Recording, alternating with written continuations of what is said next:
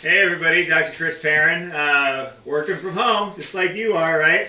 So this is kind of your home survival guide on how to work from home, because most people don't have their more ideal work setup at their house compared to at their office, and at the office is obviously questionable. We've discussed that a few times.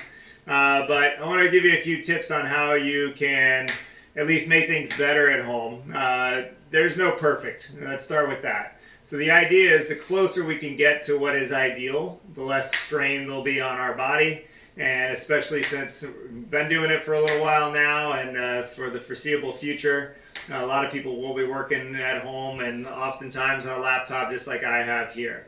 So as you can see, just like you all would be, screens down here, keyboards attached, that's how laptops work. Well, the problem with that over a long time is I got to look down, and the reality is that we'll end up down here at our monitors.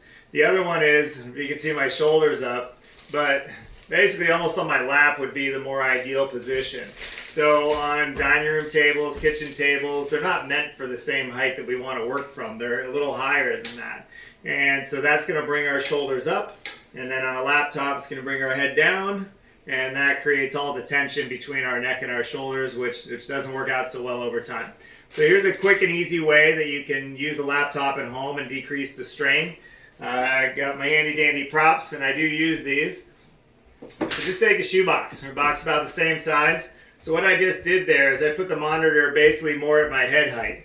That way I can actually sit up and look straight at it versus having to look down. And then the other part is obviously you're going to need a separate keyboard and a mouse, which are usually not too hard to come by, pretty easy nowadays. You probably already have them in your house. But basically, just use your laptop as a monitor. And then that way you can use a separate keyboard, and this height's not going to be perfect, but this height's better, and you can see that is naturally going to sit up a little bit straighter when my monitor is higher.